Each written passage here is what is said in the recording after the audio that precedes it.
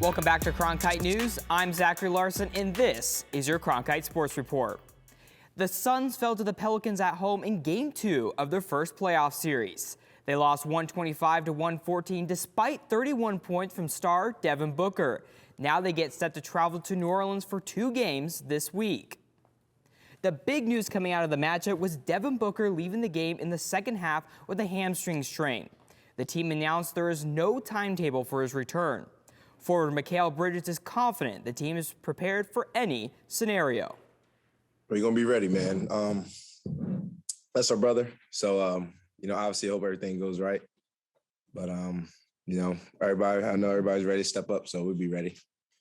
We went through the regular season games without him in C and DA, so we'll be ready for sure. And speaking of Booker, before he was injured, he had a special moment with a young fan, sharing a fist bump with a baby at courtside after a jump shot. It was an exciting moment for the family. When she finished and she checked her phone and she's like, oh my gosh, he went viral. It was just pretty cool to see how much it really that picture or that video exploded in that short time frame. You may not have heard the name Justin Henley before, but the Chandler native was once an Olympic hopeful in the world of BMX. Cronkite News reporter Tyler Bender gives you a closer look into the life of an international competitor. Justin Henley started riding at SB Bike Park in elementary school. He had no idea how that first ride would change his life. I went to a private school for my first and second grade years, and I met a kid who I became really good friends with. As soon as I was talking to him, he kind of got me out to the BMX track, and I started racing at the age of probably 8. Justin's dad, Robert, said he was surprised when his son first wanted to race. He didn't tell me he wanted to get into BMX. We were at a campground, a KOA in San Diego, and we had these jumps, and he was jumping them, and so I could tell that he was really into it. Justin quickly soared up the ranks of the BMX scene, going from a novice to a national rider in no time. Usually it takes about a couple years in each division to get to, expert, but for me, I was from beginner to expert in less than a year. I was beating everybody at my track, so that's kind of what, told me that, hey, I should take this to the national level. Which he did, and performed so well, Justin was given the opportunity to represent the United States internationally. When I was 12, I went to London and I placed 3rd in the World Championships. It's just a surreal feeling. It's a natural dopamine that you can't get from anything else, and I just can't believe that, I had the chance to do that.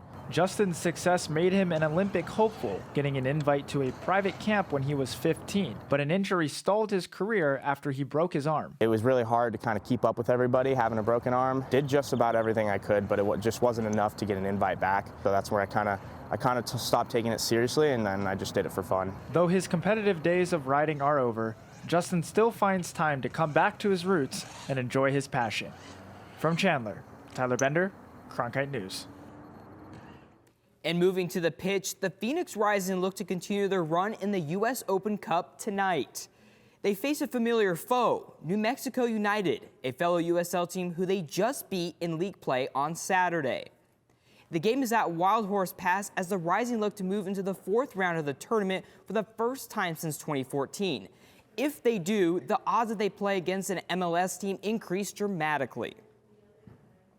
Carter Bailey, a junior at Mountain Point High School, is only beginning to make a name for himself in the baseball world. Cronkite News reporter Anya Rogers goes in depth to see how he became the player he is today. Mountain Point shortstop Carter Bailey is always learning, growing, and understanding new facets of the game. However, he didn't just become a baseball player, he was born one. We couldn't wait.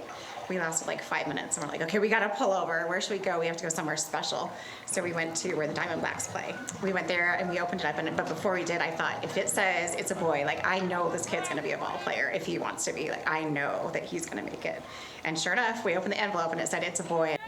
Anna Bailey believes that Carter's love and passion for baseball has always been a part of his soul. Always, through my life, I've kind of always been the short kid on the field, so kind of just having to play the hardest and work the hardest has always been something that's been naturally a part of my game. He always stays after practice or after a game to get some extra swings in if he wants, and which is above and beyond and it shows in game. As a junior already committed to Cal Berkeley, Carter believes that the biggest things he's bringing to the team are his bat and his energy. So Carter is definitely a high energy player. You know, he lives and breathes and dies off his energy that he has out there. So he always has a ton of it. He's always trying to get everybody up around him, and a lot of the team really feeds off of what he can bring to the table. However, Carter also believes that it's not just about baseball.